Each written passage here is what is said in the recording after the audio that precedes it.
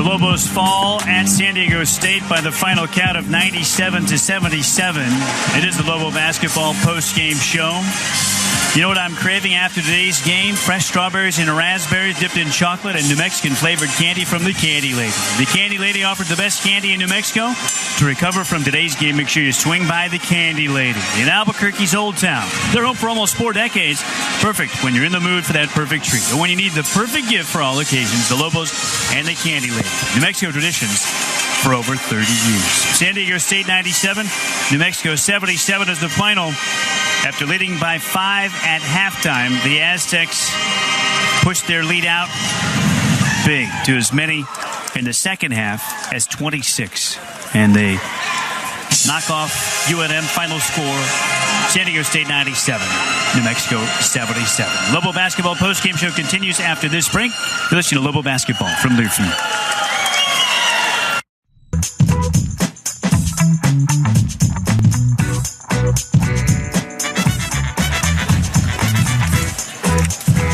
We're back on the Lobo basketball postgame show. 97-77 is the final. San Diego State defeats UNM. Tonight, the Lobos had one Everguard Solar and Everguard Roofing Slam Dunk. That means $10 to All Faiths. All Faiths serves over 2,500 children and their families every year by teaching them how to prevent abuse and guiding them as they recover from it. Help us give children back their childhood. Learn more by visiting allfaiths.org. UNM got down by 11 in the first half, Hunter, and the Lobos were able to quell that early storm. And in doing so, they got within a possession there at the end of the first half. In fact, even got even a couple of times, but they were down 2 with the final possession of the half. The Lobos instead turned it over, and then a three-quarter course shot was hit. San Diego State had a 5-point lead at intermission, but it was a very competitive first half. It was not so in the second. What was different after intermission? How did San Diego State take control of this game? Well, I just think defensively, the defensive effort. I mean, guys weren't closing out like they were in the first half, and as a result, San Diego State had 8 threes in the second half, and that was really the difference in the second half. I mean, it started that way, and then as it continued to go, New Mexico struggled offensively. The offense was stagnant, and then from there, they just seemed deflated. And there weren't any changes from that. I mean, Coach, I'm going to ask, why wouldn't you go to man-to-man? I mean, when these guys started drilling off the threes and UNM wasn't closing out on the threes, why wouldn't you go to man-to-man at that point? But quite honestly, it was a defensive effort. I mean, it just wasn't there in the second half like it was in the first half. They ran them off the 3-line. They knew the scout. That was exactly what the plan was going in. Totally went away from that in the second half. It started with their point guard, Devin Watson, whom we know is a great shooter. Right. 3 consecutive threes there at the start of the second half and reeled off 9 straight points for his team. And then it started to fall for other players as well after that. From the 3, yeah. All right. Time for us to get a break. Lobo basketball postgame show will continue after this timeout. Before we do that, let's briefly pause 10 seconds for station identification. You're listening to Lobo basketball from Learfield. Lobos drop a 97-77 decision at San Diego State. We're back in Viejas Arena after this break. You're listening to Lobo basketball from Learfield.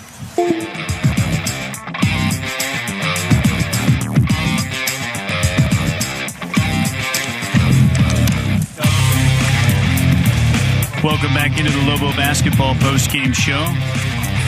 New Mexico defeated by San Diego State tonight in Viejas Arena. 97-77 is the final score. It's time to select our State Farm Insurance assist of the game. We had a couple of early options we liked. We went with this one: when teammates help each other out, great plays happen like this. Is off the board. Vance Jackson with a beautiful driving dish for the Carlton Bragg two-hand finish. Wow. Yeah, that was pretty. Vance working very well in the first half as a creator for his teammates. The assist of the game presented by State Farm Insurance. Get an agent that gets you. A two-hand dunk for Bragg off the dime by Vance Jackson. And it was a couple of weeks ago, actually. We were musing over the possibility of who might be a playmaker for New Mexico's offense, if not Anthony Mathis at the point.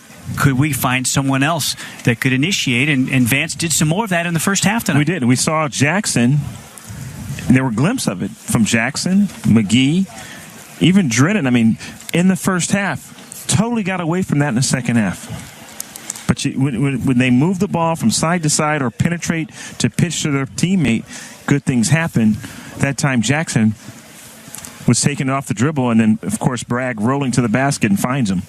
I can recall a couple of occasions that you talked about it in the break, and then we came back out of timeouts discussing it for fans, how when the Lobos would put it on the ground, get a couple of good bounces of penetration, then shift it, change sides with it, and then 1, 2, 3 of those in a row, you get the defense chasing, and now you create openings for everybody. Right. And they did a little bit of that. We saw that, glimpses of it in the first half, and we thought, wow, this is. You could see the work that they've put in and the transformation, some of the changes that they've made, but then kind of totally got away from that in the second half. Where did the offensive rhythm that New Mexico clearly had? There was a good rhythm after they got down by 11 in the first half. The Lobos found a good rhythm and got back into the game and actually got even. Never did take the lead, but got back even a couple of times. They got to square one. Where did it go in the second half? Just got stagnant. Guys were standing, and maybe, it was the defense. Credit San Diego State, taking away passing lanes, not allowing UNM to do what they wanted to do. And then really pressuring on the perimeter, taking away passing and jump shooting. So that was really the difference, and it was the second half where New Mexico just totally was flat, stagnant, very flat in the second half. All right, time for us to step aside on the Lobo Basketball post-game show. Back with more after this break. San Diego State 97, UNM 77 is the final. You're listening to Lobo Basketball from Learfield. The Lobos have fallen at San Diego State 97-77. UNM has lost 3 consecutive in league play now. 8-9 on the year overall, 2-3 in the Mountain West Conference. San Diego State bounces back from a road loss at Air Force with a home win to improve to 2-2 in Mountain West action and 10-7 overall. Some team numbers in the contest. The Aztecs, for the game, shoot 55% from the field, 38 of 69, and 10 of 23 from distance. They were just 2 of 9 in the first half, but 8 of 14 in the second for 44% on the night. 11 of 12 at the foul line, the Aztecs. They had 38 rebounds. The Lobos 25 did beat the Lobos badly on the boards. 14-8 in the offensive rebounding category. That was clearly an issue tonight for UNM. Turnovers tonight, the Lobos committed 17 more after 17 against CSU on Saturday. 17 more on a Tuesday night here in America's finest city. The Aztecs committed 13 turnovers. San Diego State assisted 30 times on 38 field goals. The Lobos 17 assists on 24 field goals. And maybe this speaks to your point, Hunter, what we were talking about in the last segment, because the Lobos had 11 field goals in the first half. 11 assists on those 11 field goals. That's good ball movement, and that kind of went away in the second half, didn't it? It did. And not sure if it was directly caused by San Diego State and their defense, or if it was just UNM kind of got away from the game plan. And but totally the offense got stagnant in the second half. Some individual numbers. San Diego State led in scoring by their post, Jalen McDaniels, the sophomore, 24 points and 11 rebounds for double-double. 5 of those boards were offensive. He had 4 assists as well and a block, just 1 turnover. 21 points for Devin Watson, most of his damage coming in the second half, as Watson didn't have a single 3-point shot in the first half, and then Watson knocked down 5 of them in the second. 5 of 7 from distance overall, 2 of 2 fouling, had 5 rebounds and 2 assists. Jeremy Hemsley only scored 4 points but had 9 assists, and Matt Mitchell, who only scored 5 points, had 9 assists as well, as San Diego State shared the ball beautifully, and they did much of their damage in the second half. 6 of Mitchell's assists coming in the second half, after Hemsley had gotten 6 helpers in the first half. 10 points apiece as well for Shackle, who made a couple of second half threes, and a rope. He's the one who hit the 75-foot 3-quarter court 3 at the first half horn. And then Nathan Mensah, the freshman post from Ghana, had 16 points, a career high, a true freshman. 5 points for Mitchell, 4 points for Hemsley, 4 points for Narain, and 3 for Chang at the finish. The Lobos are led in scoring by Anthony Mathis, 21 points, 6 of 11 field, 6 of 10 from distance, 3 of 4 from the foul line. Mathis was 4 of 4 from long range in the first half. Mathis just 2 turnovers and a steal in 33 minutes. Vance Jackson, 16 points and 6 rebounds. 3 of those were offensive, 2 assists, 1 steal. Jackson turned it over 3 times. 12 points for Carlton Bragg to go with 4 rebounds. 11 points for Dane Kuiper, made 3 of 4 from distance. He had 2 assists and no turnovers. Kuiper fought through foul trouble, 24 minutes in when it was all told for Kuiper tonight. 8 points for Keith McGee with his father looking on at Viejas Arena. 4 points apiece for Drennan and Manigault. A single tally for Pinchuk coming at the foul line. 1 point for Vladdy. Okay, time for us to take a timeout. We are live at Viejas Arena in San Diego. The Lobo basketball postgame show continues after this break. San Diego State 97, New Mexico 77. Back after this. Lobo basketball from their field.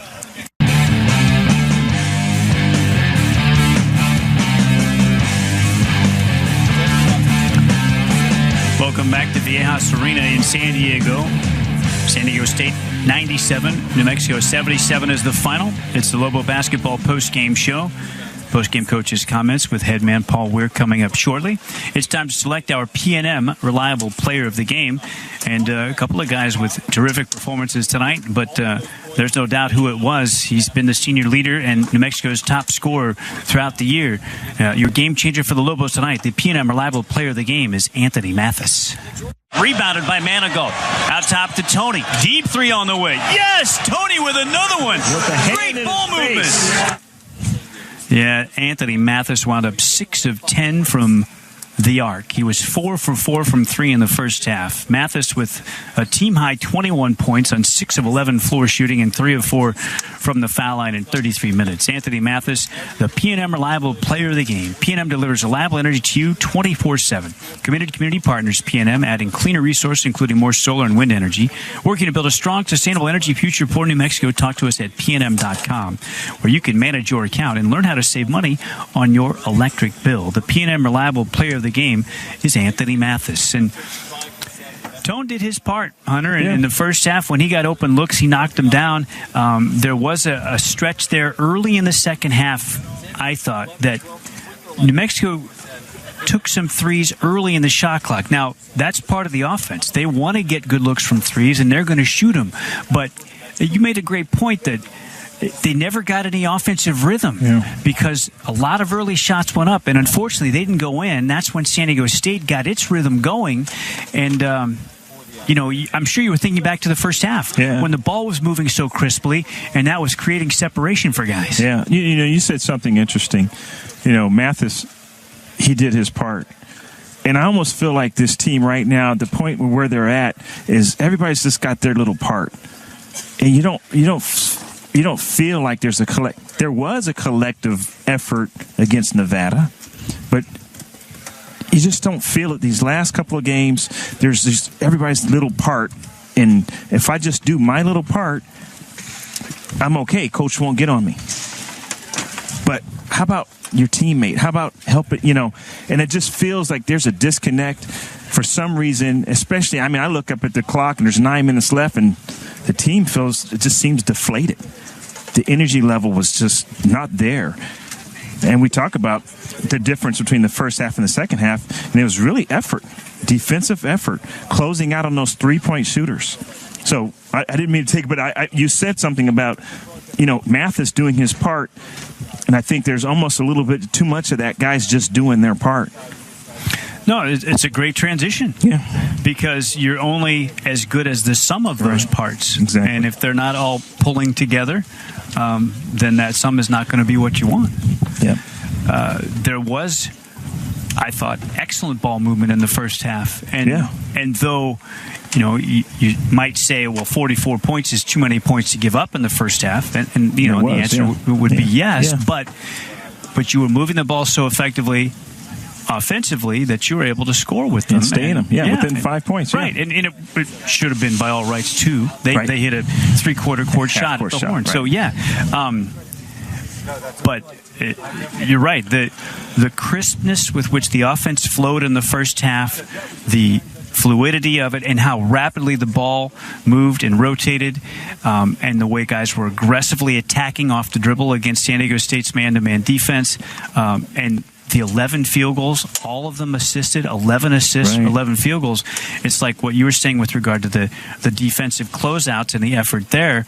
The offense seemed to stagnate as well. Yeah. And there was a malaise over the offense. The pace of the offense in the first half didn't carry over to the second half. Exactly. And I don't know what happened there. I mean, San Diego State didn't really come out with, a huge. I mean, you couldn't see a big difference in terms of their intensity. I mean, they were still playing at the same level. And it's just UNM kind of got away from the game plan. And it'd be a question for Coach when he comes out is, what happened? What was the difference between the first half and the second half? Were there some adjustments that were made by San Diego State? Yeah, exactly. Right. Yep. Well, coming up shortly from the Albuquerque Downs Racetrack and Casino, your home for winning entertainment, including simulcast racing. It'll be the Overtime Call-In Show as J.J. Buck will take your phone calls locally there in Albuquerque after the Lobos fall here to San Diego State 97-77 in Viejas Arena. Okay, it's time to select, I would say, tonight's... who was the guy, Hunter, that you felt like was sort of leading the charge with regard to the energy in the first half? Because it was there, and the Lobos were able to stay with San Diego State for 20 minutes here in Viejas. I thought that there were, a couple of guys who played really good first halves and helped keep the Lobos in this contest. It wasn't just Anthony Mathis's three-point shooting. No, I mean, the energy was there, especially chasing San Diego State off the three line.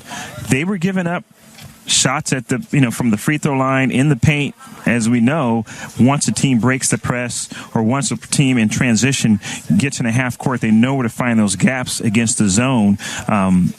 They were giving that up, but they were taking away the three. In the second half, they were giving up both. They were getting up shots at the three and in the paint. So, I thought the starting five came out. I mean, I thought the whole team had the intensity. I thought they had the effort. Jackson in particular. Yeah, I thought they had the effort in the first half defensively, running again San Diego State off that three line, but giving up both. I mean, at some point you've got to be good at something, whether it's defense or offense. But you got to be able to say, hey, you know what? We're not giving up threes, or we're not going to give up points in the paint.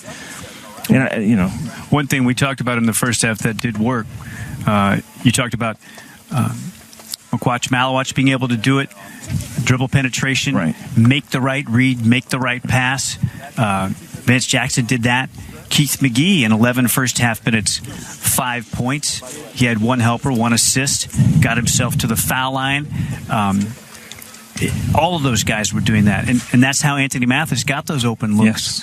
Yes. But that energy was gone. That wasn't there in the second half. Energy, effort, whatever you want to call it, in the second half wasn't there. I'd say effort on defense, energy on offense. For some reason, the offense got stagnant too. I mean, they weren't moving the ball, they weren't penetrating in the second half. Well, and what is happening, and this is the part of it that's troubling, is that now that's 3 consecutive conference games where the Lobos in the second half, after pretty good effort in the first half, or at least one that put you in a position to win a game, and against UNLV at home, the Lobos had a 7-point halftime lead before ending up falling by 11 in that one at home. Now, it was a 6-point game with about a half minute to go in the first half at CSU on Saturday. We know what happened there, a sequence where they got 4 late points. It was a 10-point deficit at half. But CSU able to pull away in the second half. 5-point game at half here tonight. San Diego State pulls away in the second half. That's 3 consecutive games where you're either up or in it. Yeah. And then the second half it gets away. Yeah, it gets away. And, we'll ask Coach, what's Why? Why is it happening? All right, time for us to take a timeout. We come back on the other side. Our post-game coaches' comments with Lobo headman Paul Weir.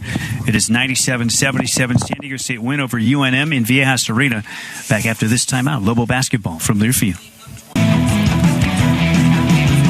Welcome back inside Viejas Arena on the campus of San Diego State University. UNM has come to Montezuma Hill in America's finest city. And San Diego State rude hosts tonight. The Aztecs 97, New Mexico 77 is your final.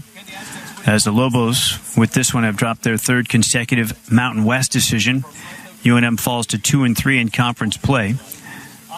The Lobos are 8-9 overall. San Diego State, off a loss at Air Force in Clune Arena last weekend, they improved to 2-2 in league and 10-7 in the Mountain West. There was one other game in conference play tonight. Nevada on a late three by one of the twins, Cody Martin. A top-of-the-wheel three, a contested three off the dribble with a man in his face, with his team down 71-69. And just under 4 seconds remaining, he knocked down a triple. And Nevada was able to hang on and beat Boise after that go-ahead three by Cody Martin. Nevada 72, Boise State 71 was the final score there. The rest of the action in conference play here midweek will come tomorrow. That's Boise State's first loss in league. The Broncos are now 8-9 overall and 3-1 in conference. The lone remaining unbeaten in Mountain West play is the UNLV Runnin' Rebels. 9-6 on the year, 3-0 in the Mountain West. 10th ranked Nevada, both in the coaches poll and in the AP poll. With that win today in Taco Bell Arena in Boise, improves to 4-1 on the year. They are 17-1 overall, and their lone loss, of course, in Dreamstyle Arena, the Pit, when the Lobos beat them by 27 in Albuquerque to end their 14-game season-opening winning streak and take them down when they were ranked 5th in the nation. Unfortunately for UNM, since then, 3 losses. 7-point halftime lead at home 3 days later against those Rebels of UNLV, and the Lobos fell in that one 80-69 at home. The Lobos, by the way, 4-5 at home on the year. Then a trip to Fort Collins and a Saturday date with Colorado State, and the Lobos trailed by 10 at half in that one and fell 91-76 to the Rams on the road. Here tonight at San Diego State, the Lobos down 5 at intermission after a three-quarter court shot went down for San Diego State to give them that 5-point lead at half. And the Aztecs blitzed New Mexico 53-38 in the second half to win it 97-77 as the final score. The Aztecs have now won consecutive games in this great series with New Mexico, this Mountain West series that is the best rivalry in the conference.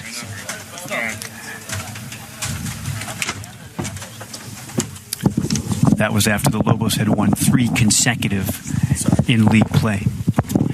All right. It is time now for our post-game coaches' comments with Lobo head coach Paul Weir as the Lobos have fallen 97-77 to San Diego State here in Viejas Arena. And Coach Weir, first question, a very competitive first half, and I guess now for 3 games here in league play, it has been the second half where teams have gotten away. UNLV, Colorado State, San Diego State tonight. Were there some halftime adjustments for the Aztecs? What did you see? Yeah, I think the 2 things we talked about going into the game were taking care of the basketball and containing the 3-point shot. And I think for the first 39 and a half minutes, we did a really good job of that. We had 6 turnovers and they made 1 3.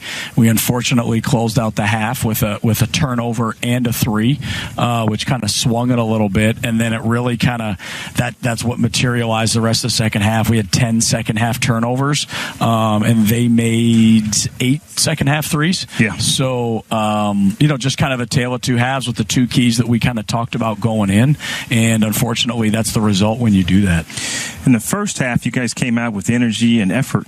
And it seemed like in the second half, that it was flat. I mean, There wasn't the effort to close out on those threes in the second half. Yeah, I told the guys after the game, it's been really a pattern here, and I don't know if it was the 3-point shot, and I told them after the game, we came in, we stayed positive. It was hey, let's get to the next one, but I don't know if that maybe started some things in some guys' heads, like here we go again, and the world's falling apart or whatever it may be. But that was just how we kind of opened the second half, and we kind of had some guys break off and do some things. We scored on the first play.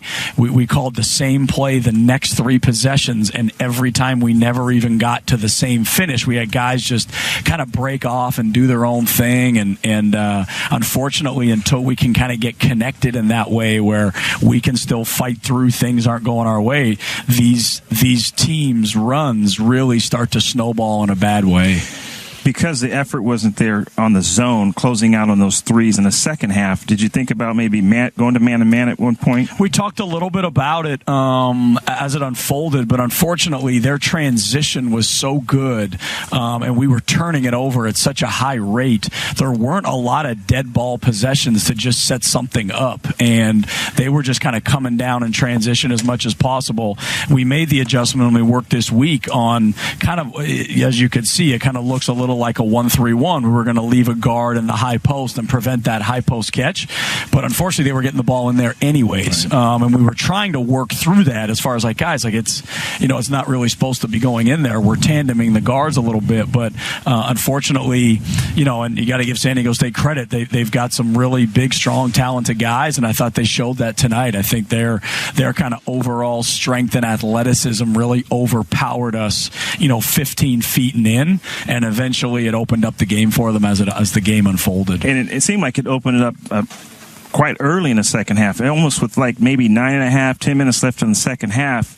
The guys just seemed flat. I thought it was first 4 minutes. We came to the first 4-minute media timeout and said we've already turned it over 3 times, and that's all we talk about every day. That's all we work on and practice. Let's take care of the ball, and we came out and just went turnover, and it triggers their transition. It triggers their easy baskets. It's the same thing against Colorado State. You give so much confidence to the opposing team when you give them those easy baskets in transition. It just unfortunately triggered a lot of things, and we've got to find a way to take care of the basketball. We've obviously done a lot of different things offensively. We've done some things different defensively as well, but we just have not found the right recipe yet for this roster, and I've got to continue to try and manage and adapt and find something that's going to allow this team to possibly be successful.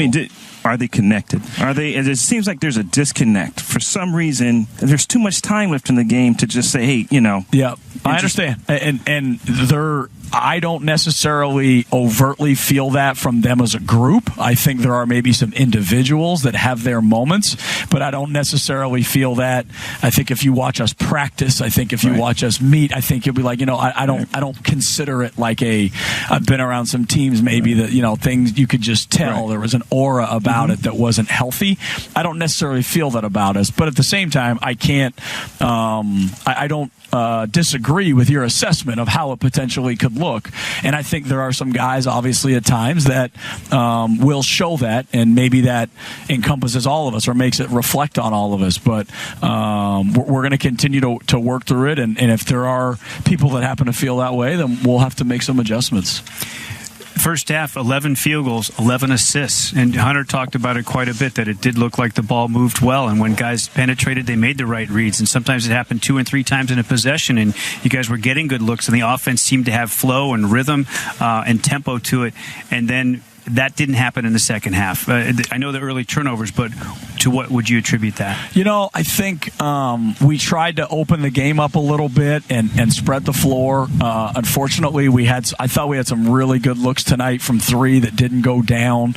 And when you turn the ball over like that, it's hard to get. If you turn the ball over 10 times and a half and you're going to get 30 possessions or 35 possessions, that means on a third of your possessions, you're ending it in a turnover. turnover, you're already going to miss, let's say, half of them. And to me, it's just hard to get in a flow when you're turning the ball over. You can miss a bad shot, and the ball's gone on the rim, and at least you've had the rhythm of shooting a shot where the next time it comes to you, maybe you can make the next one. But, to terminally kind of end those possessions that way, it just really hurts our offense's ability to function and get any kind of rhythm or flow to it. And then, obviously, coupled with defensively not being able to kind of protect the rim and then eventually protect the three-point line, it just kind of snowballed for us there. 10 of the turnovers came in the second half, to your point.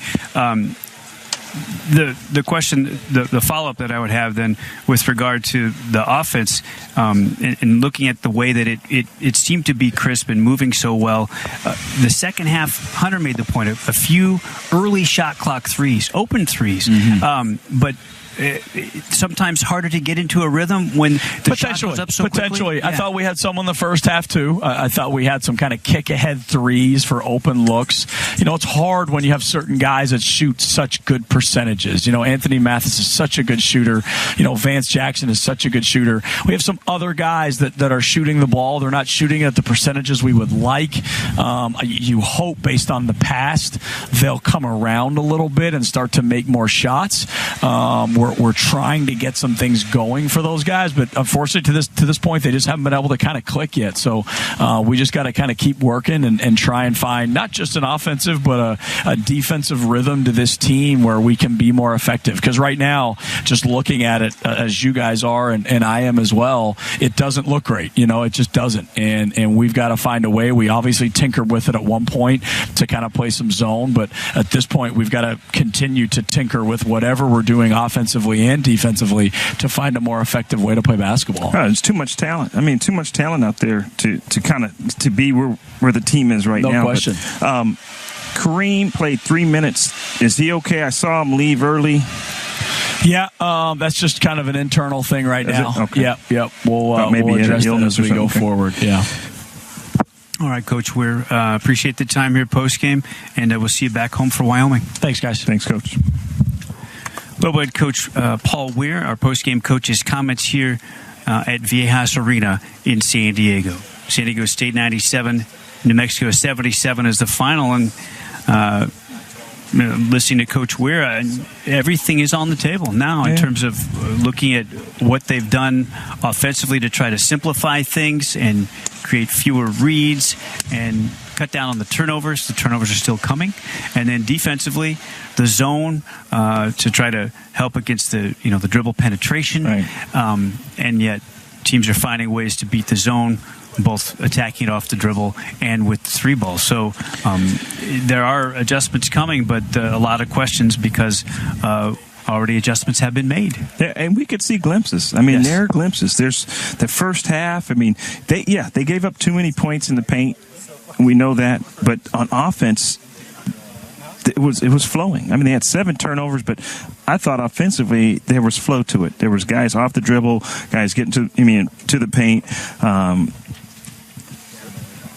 Something's going on. There's something missing there. And like you said, we're around the team. We go to the shoot-arounds. We go to practice. And Coach mentioned it. Yeah, and today's shoot looked good. Yeah, and we don't see or feel that. But tonight, there was too much time in this game to just to look out there and see guys that are just flat out dejected and not giving out the effort they did in the first half. So, maybe there's some stuff going on we don't know about. Well, we know there is one thing going on with regard to Kareem Ezzedine, and Coach said that'll be handled internally, and we'll see how that plays out.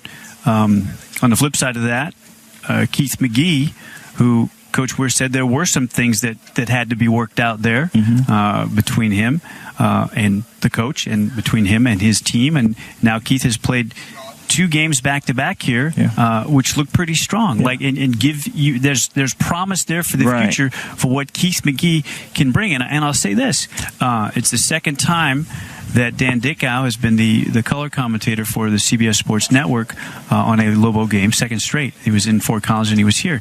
And he singled out Keith McGee and what he did and his athleticism and what he brings in Fort Collins. And we talked about him before tonight's game. He had another nice performance tonight with his father on hand watching. And maybe there's a bright spot moving forward and help coming at the point guard position. And you could see Keith has really made an effort to buy in and to do what's needed for this team. In fact, my stepson Josh Jenkins was here tonight and again pointed out the play of McGee. He liked his energy. He liked what he was doing, especially in the first half with the ball penetration and moving it but guys all have to get better. I just think there's just these pieces out there that need to come together. Fun little note tonight from McGee. His dad, Chauncey Leslie, was here when Keith was 15.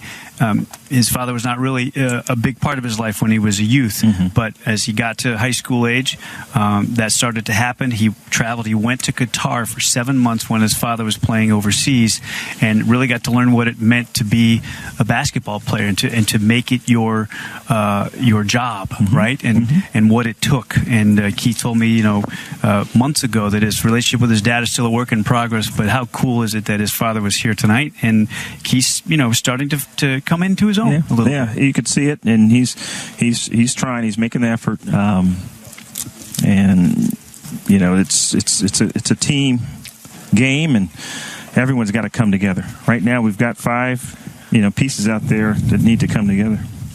Okay. The Lobos will have an extra day. They play on Tuesday here, so that gives them some time between now and Saturday to get ready for Wyoming. Wyoming and Dreamstyle Arena, the Pit. It's a 4 o'clock tip-off this coming weekend on a Saturday. Our airtime 3:30 with the Lobo Basketball pregame show. The overtime call-in show is next with J.J. Buck, ready at the Albuquerque Downs Racetrack and Casino to take your phone calls in the Duke City. My broadcast engineer and producer tonight in the studios of Learfield in Jeff City, Missouri, has been Marshall Griffin. My broadcast partner, Lobo legend Hunter Green. I'm Robert Portnoy. Hunter, we'll see you back in Albuquerque this weekend. And safe travels, bud. Thanks. You too. Thanks, Rob. All right. That's going to do it for us for tonight. Your final score for the final time as the Lobos lost their 3rd in a row in conference play. 8-9 overall, 2-3 in league. New Mexico falls to San Diego State. The Aztecs 97 and New Mexico 77. Good night, everybody. You're listening to Lobo Basketball from Learfield.